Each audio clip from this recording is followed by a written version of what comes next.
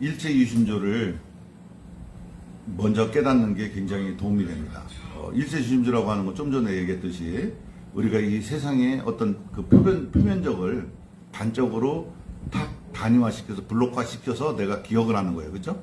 이걸 갖다 불교에서 뭐라고 그러는데 명색이라고 한다고 했죠. 이름과 모양, 색깔, 냄새, 뭐, 소리 뭐 이런 것들을 전부 다 명색이라고 하는 거예요. 그 명색이 12연기 중에 명색이라고 하는 그 명색을 딱 찍어서 우리가 이제 그 존재가 형성이 된 거예요. 그게. 응? 그 존재가 형성된다는 얘기는 뭐냐면 이 세상에 존재라고 할 수 있는 것이 불교적 관점에서 보면 있어요, 없어요? 없죠. 다 연기만 존재하니까. 그죠? 연기만 존재하는데 이 연기만 존재하는데 존재가 있다라고 하는 것은 뭐냐면 우리 인간이 그렇게 해석하는 방식 때문에 있다고 하는 거예요, 존재는. 그래서 우리 불교적 관점에서는 연기적 존재만 존재하기 때문에 이 세상에 나라고 하는 것이 실제 존재하는 자라고 문제를 던지면 우리는 나가 여기 있으니까 있지 이렇게 대답할 수 있어요. 하지만 실제는 그게 불교의 연기적 관점에서 보면 없다는 거지. 그럼 내가 있다는 거예요, 없다는 거예요? 대답해봐요. 대답을요. 불교에서는 무아설이죠. 무아설인데 무아라고 하는 것이 내가 없다라는 뜻이 아니에요. 여기서 무아라고 하는 것은 우리가 이제 중국에서 들어오면서 해석을 한 거란 말이에요. 여기서 진짜 무아라고 하는 개념은 뭐냐면 힌두교의 아트만 사상이 아니다라고 하는 그 아가 여기서는 아트만을 얘기하는 거예요. 아트만이 힌두교에서는 아트만이라고 하는 게 있어요. 참나라고 하는 거. 그래서 우리나라에서도 사람들이 공부를 할 때 거짓나와 진나와 가, 참나, 진나, 뭐 또 아트만 뭐 이렇게 얘기를 하는데 그것이 없다라는 뜻에서 아주 적극적으로 그걸 부정하기 위해서 부처님이 쓰신 게 무아론이거든. 그렇다고 해서 지금 그러면 내가 없느냐? 계속해서 어떻게 돼? 인연생 인연멸이라고 해가지고 우리는 계속 상속되지 않는다라고 하지만 우리는 계속 상속되고 있는 거예요. 나라고 하는 것이. 그렇기 때문에 우리는 일렬선상으로 나라고 하는 게 계속 존재하고 있다라고 느끼는 거예요. 인간은. 당연히 그렇게 해야만 되는 거예요. 그래서 이 무아라고 하는 것은 뭐냐면 그렇게 계속해서 연속적으로 상속되어 있구나 내가. 상속되고 있는데 그 상속되고 있는 거를 반조를 해보고 실질적으로 들여다보니까 그것도 실체가 없이 상속되고 있더라. 이 사실을 아는 것이 무아거든, 진짜 무아는. 근데 우리는 무아하면 뭐 나 없음 이렇게 얘기를 한다고. 그러니까 그 무아는 뭐냐면 아트만이라고 해요. 참나. 여러분한테 참나가 없습니다. 참나도 없고 거짓나도 없습니다. 왜냐하면 모든 것이 불이관계에 있기 때문에 그걸 깨닫기 위해서 우리가 공부를 하는 거거든. 우리 저번에 공부했듯이 무르지와 유르지가 둘이 아님을 깨닫기 위해서 하는 건데 우리가 무르지에 빠져서는 유르지에 있을 때는 참나가 있다라고 생각을 하는 거죠. 그거는 공부하는 과정 중에 당연히 상정을 하고 갈 수밖에 없어. 내가 그렇게 안 하고 싶어도 나가 분명히 좋고 싫고 알고 깨닫고 하는 존재가 있기 때문에 내가 없다라고 부정하기가 굉장히 쉽지가 않죠. 그리고 완전히 깨달았다고 해도 그 나라고 하는 것이 사라지지가 않아요. 왜? 견문각지한 놈이 있기 때문에. 그것은 끊임없이 지나가고 있는 거예요. 단지 뭐냐면 존재의 형식이 인간의 감각기관으로 그거를 특정 질 수가 없다는 거지. 그게 바로 이제 무아라고 하는 거예요. 근데 자, 그래서 여기서 그 명색이라고 하는 거, 그 무아가 되기 위해서 내가 무아가 아니고 나는 뭐다라고 정의 내릴 수 있는 것들이 이제 하나씩 생기는 거예요. 응? 그것이 외부에서 정보가 들어오면 그 정보에 대해서 내가 어떠한 이미지를 더듬혀서 아래아식에 제 무의식에 저장을 하는 거예요. 그때 여러분들이 그때의 외부의 정보가 들어와서 나한테 기억화 또는 신체화 과정을 거칠 때 우리는 바깥에 있는 모든 정보, 외경이라고 그래야, 심의 무경이라고 그래야, 마음 밖에 경계는 없다. 이건 극단적인 표현인 거예요. 마음 밖에 경계가 없으면 우리는 그 경계를 알 수가 없죠. 근데 우리가 인간이 마음 밖에 경계를 인식하는 방식에 대해서 얘기를 하는 거예요. 불교는 인식하는 방식이 뭐냐면 모든 것은 내 마음속에 상으로 자리를 잡아야만 우리는 그거를 그거다라고 인식할 수 있다는 거예요. 이해가 됩니까? 자, 여러분들이 한번 생각해 봐봐요. 자, 가만히 생각해 봐봐요. 지금은 일제유신조나 이런 얘기 들을 때는 그냥 언어로 들을 일이 아니고 여러분들이 시뮬레이션을 마음속에서 그려보면서 들어야 돼요. 자, 밖에 있는 어떤 사물이 있어. 내가 그 사물을 봤어. 그 사물이 내 마음속에 상으로 자리 잡혀. 난 그걸 인식하는 거야. 라고 한번 생각을 해봐요. 모든 것을. 앞에 있는 것들, 모든 것을 보면서 지금 그렇게 생각해봐요. 아니, 앞에 거 보면서 생각해보라고. 앞에 있는 나무를 생각했어. 나무를 생각했어? 나무를 생각하니까 있죠? 있지? 그게 뭐야? 내가 그 전에 찍어 놓은 거잖아, 그게. 근데 그게 지금 찍어 놓은 것이, 지금 떠올린 것이 밖에 나가면 그대로 있지 않잖아. 변해 있잖아, 그거. 그죠? 어떤 형태로든 변해 있어. 근데 그 변하기, 내가 본 순간을 단면을 찍어서 내가 그걸 이해하고 있는 거예요. 그렇다라고. 그렇다면은, 내 마음속에 있는 불변하지, 이거, 그죠? 안 바뀌지, 그게. 안 바뀐다고. 다시 보고 다 재확인을 했을 때 바뀌지만, 재확인을 하기 전에는 안 바뀌죠. 하지만 그 와중에 우리는 이런 인식이 자리 잡지. 아, 만물은 그렇게 변하고 있는 거야. 꽃이 폈으면 꽃이 지는 거야. 꽃이 필 거야. 우리는 이런 인식이 자리 잡고 있다고 해. 그거는 미루어 짐작하는 우리 인간의 예측이라고 하는 상상력이 발동되기 때문에 그게 가능한 거예요. 그죠? 근데 그것은 상상력을 가능한 건 뭐예요? 내가 기억이라고 하는 걸 할 수 있기 때문에 그런 거예요. 그 기억이라고 하는 것은 전부 다 뭐예요? 내 마음속에 심상으로 자리 잡은 것만 기억을 하는 거예요. 그죠? 그래서 자리 잡은 거를 빗대어 그 사물의 이치, 저것이 추나추동을 겪을 때 나타나는 현상을 다른 거에서 우리가 알고 그걸 갖다 접목을 시키면서 그거에 대한 예측을 할 수가 있는 거죠. 그죠?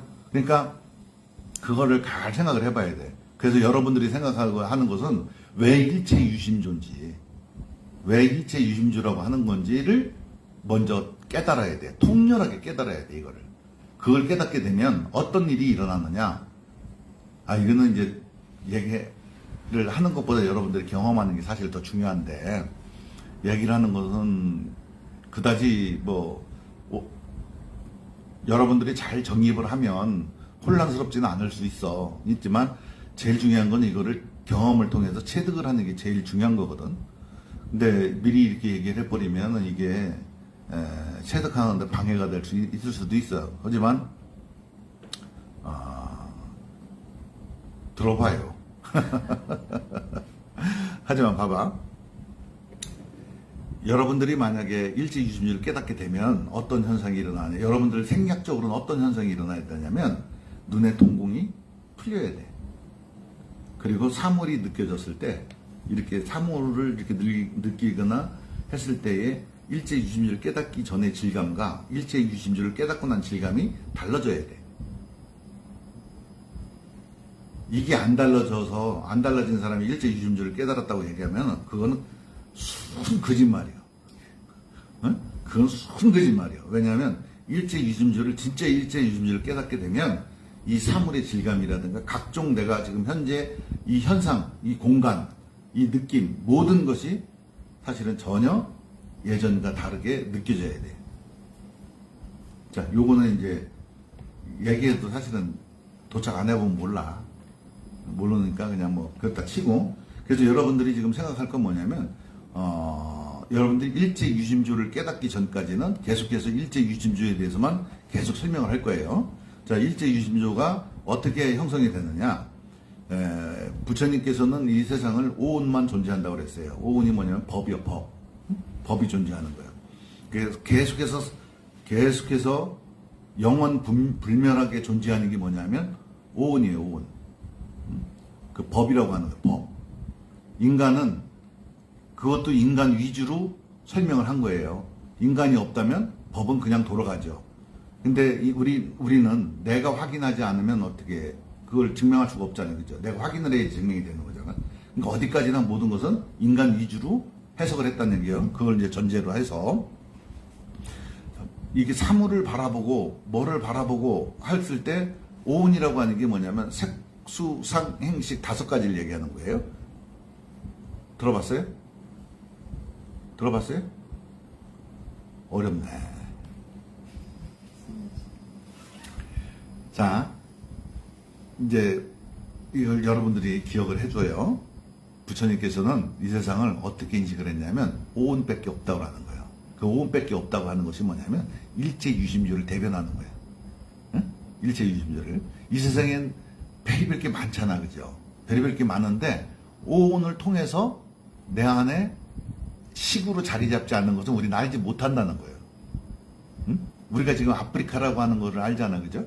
알지만 우리가 아는 건 뭐예요? 내가 들은 정보 플러스 내가 상상하는 거, 그렇죠? 내가 상상하는 거, 그게 전부야. 근데 실제 아프리카는 안 그럴 수 있죠. 그러니까 실제는 내가 가서 본 것만 우리는 실제로 존재하는 거예요. 실제로 존재하고 또 하나는 뭐냐면 내가 상상한 것도 실제 존재하는 거예요. 나한테는 그게 틀렸든 안 틀렸든, 그죠? 틀렸든 안 틀렸든 그게 중요한 게 아니라 내가 그렇게 지금 생각하고 있다는 게 중요한 거야. 그러니까 외부에서 어떤 소리, 형상, 그 외부 경계라고 하는 것은 우리가 전부 다 알 수 있는 거는 뭐냐면 5가지 기능을 통해서만 우리가 알 수가 있어요. 눈으로 통해서 보는 것, 귀를 통해서 듣는 것, 코를 통해서 냄새 맡는 것, 입을 통해서 맛보는 것, 이 신체를 통해서 느낌을 받는 것. 요거 5가지 감각이에요. 여기다가 뭐라고 하냐면 통밥이 들어가는 거예요. 영감이라고 하는 게 들어가는 거죠. 그래서 생각을 굴릴 수 있다는 거, 유추할 수 있다는 거. 그래서 생각까지. 그래서 6가지예요. 그리고 이거를 갖다 뭐라고 그러냐면 유기처. 6군데로 정보가 들어오는 곳. 정보 자극을 받는 곳이 6곳이다. 그래서 유기처. 응? 외워두세요. 유기처입니다. 6개를 통해서 우리는 외부 정보를 들어오고 그거를 우리가 편집을 할 수가 있어요. 의라고 하는 건 편집을 할 수 있다는 뜻이죠. 생각으로. 내 마음대로 그걸 편집을 하는 거예요. 그래서 편집을 할 수 있다는 거예요. 그래서 6가지로 통해서 색성량 미촉법이라고 해요. 바깥의 소리 뭐 이런 것이 내 안으로 들어오면 색수죠. 들어왔죠. 그리고 들어오면 바로 어떤 일이 일어나요? 바로 거기에 대한 느낌 감정이 생성이 됩니다. 거기에 느낌 감정이 생성이 돼요. 그러면 그걸 통해서 우리는 생각을 하죠. 그죠? 생각을 합니다. 그게 색수상이에요. 생각을 해요. 그 다음에 그것이 이동을 합니다. 이동을 하기도 하고 2가지로 합니다. 행은 산스카라로 해서 그걸 모아요. 원어로는 이제 쌍스카라라고 그래요. 쌍스카라라고 하는 건 차곡차곡 쌓았다, 모으다, 반복하다 이런 뜻이 있어요. 딱 모아요. 모으면 어떻게 해? 그것을 내가 행동으로 옮기게 되겠죠. 언어로 표현한다든가 행동으로 옮긴다든가 거기에 대해서. 그리고 2번째로 그것이 이동을 하는데 어디로 이동하냐? 내 아래하식으로 이동을 합니다. 피부 가기는 하는 거, 세포 가기는 하는 거예요. 이동을 해요. 그러면 그 다음에 식이 됩니다. 그 식이 뭐냐면 이제 자리를 잡는 거예요. 이런 과정을 통해서 정보가 우리 안으로 들어오는 과정이에요. 요거를. 자, 요 과정을 통해서만 우리는 정보를 드릴 수가 있어요. 그래서 최종적으로 이 상이라고 하는 부분과 우리가 다시 생각을 하는 거는 이 상이라고 하는 부분과 이 식이라고 하는 부분, 요 2개. 요 2개가 우리가 내면으로 들어온 거를 확인할 수 있는 유일한 길이에요. 하나는 쌓여있는 곳이고, 하나는 그거를 리딩을 할 수가 있고, 들어올 때도 생각을 하고, 다시 꺼내서 생각을 할 수 있는 게 그 색수상이라고 하는 그 상에서 그런 일을 할 수가 있는 거예요. 그래서 이렇게 내 외부 정보가 내 안으로 그렇게 들어와서 내 안에 자리를 잡는 거. 우리는 그것을 통해서 세상을 보는 거예요. 그래서 이 눈은 뭐라고 그랬어요? 마음의 창이라고 그러는가? 그죠? 창일 뿐이야, 이 눈은. 이거를 그래서 육안이라고 하는 거예요. 육안은 창일 뿐이야. 왜냐면 받아들이는 거야. 야가 실제 보는 건 아니고 그냥 받아들이는 거. 우리가 만원경을 이렇게 쳐다보고 있으면 만안경이 보는 게 아니죠. 만안경을 통해서 그 물체를 확대시키는 역할만 하는 게 만원경이야. 마찬가지로 눈은 그런 역할만 하는 거예요.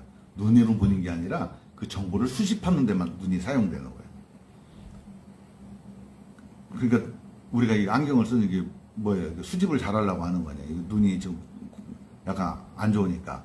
그래서 안에 마음속에 들어와 있는 것이 바로 우리가 세상을 구성하는 거예요. 내 마음이 이렇게 마음의 정원이 이렇게 있으면 그렇게 들어온 정보들을 꽃으로다가 이렇게 심는 거예요. 마음에 내 정원을 만드는 거지. 근데 어떤 사람들은 그 정원을 굉장히 긍정적이고 환희적이고 기쁨 있는 걸로 꾸미는 사람도 있고, 어떤 사람은 짜증나고 화나고 부정적인 걸 꾸미는 사람도 있어요. 근데 일단 중생들은, 우리 같은 중생들은 어떻게 되느냐, 기쁨이나 이런 걸로 다 꽂아가지고 꾸미놓는 게 그래도 세상을 살만한 게요. 부정적인 것만 자꾸 꽂아놓으면 어떻게 돼? 계속 인생이 부정적으로만 보이는 거죠.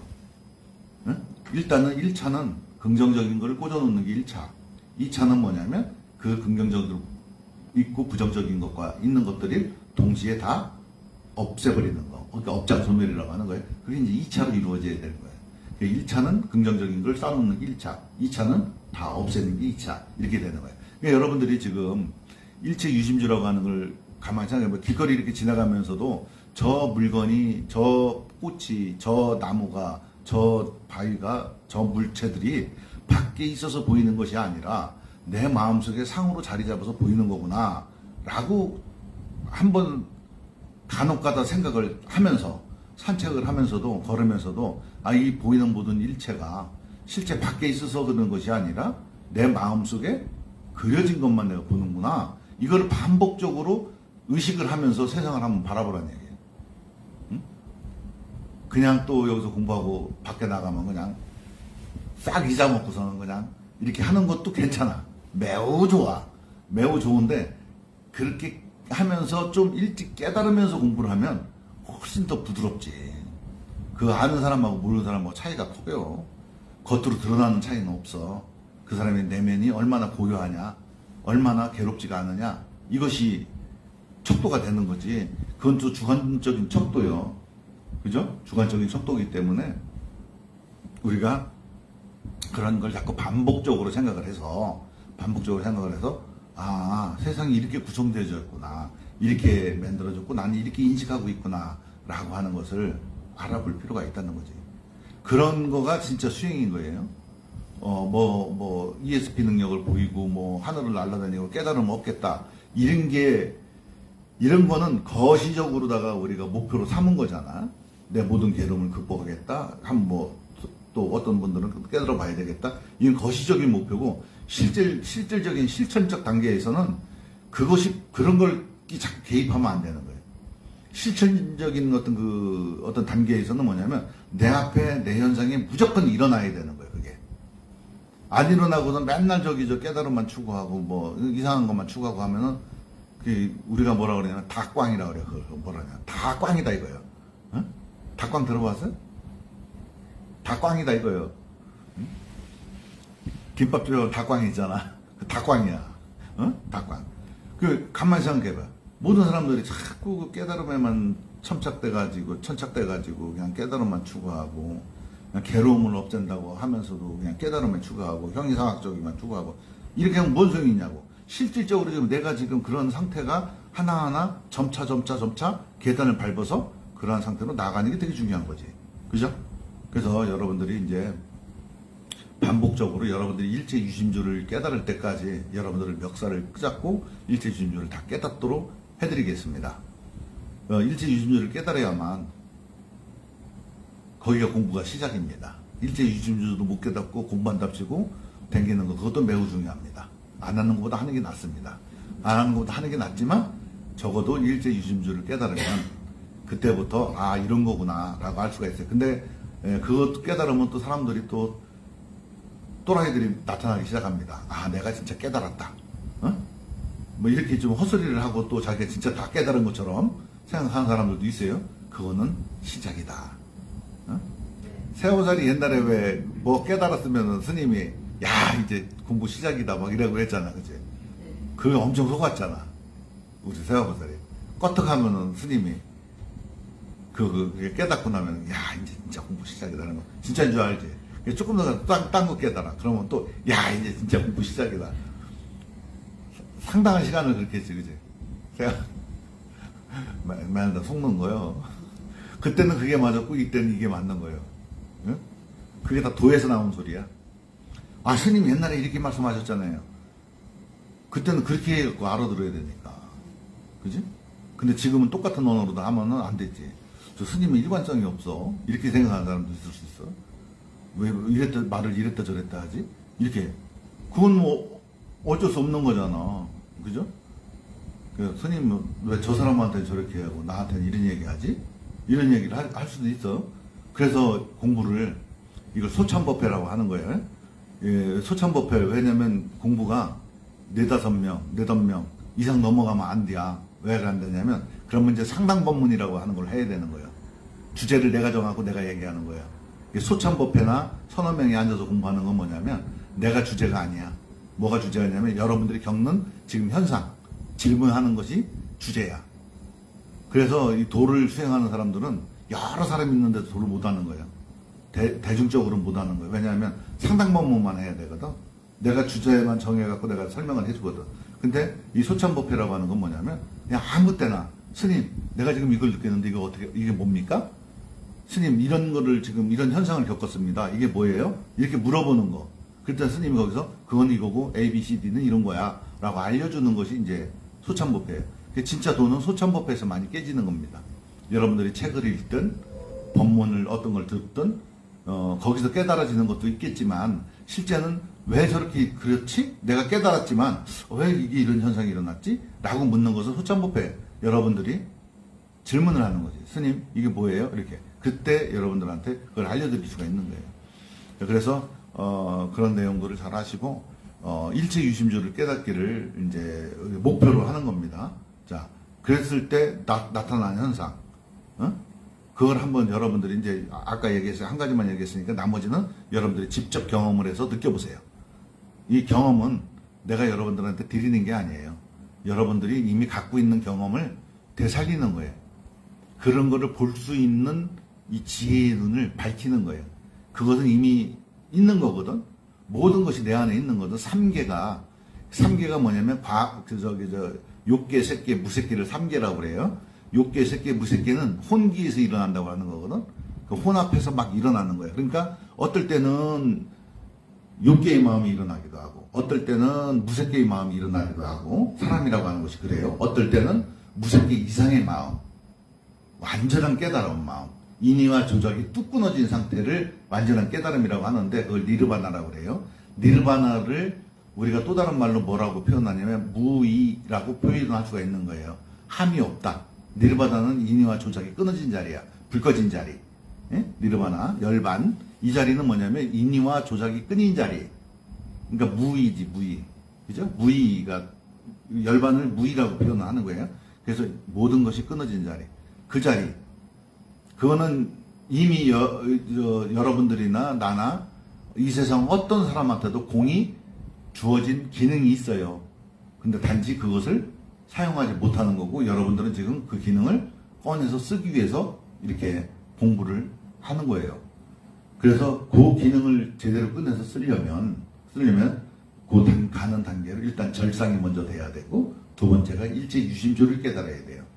절상이 된다는 건 뭐냐면 눈을 감았을 때 일체 아무것도 상상력이 발휘가 되지 않는 상태가 돼야 돼요. 예? 예, 그게 절상. 두 번째가 일체유심조를 깨달아야 돼요. 자, 일체유심조를 향해서 달려봅시다.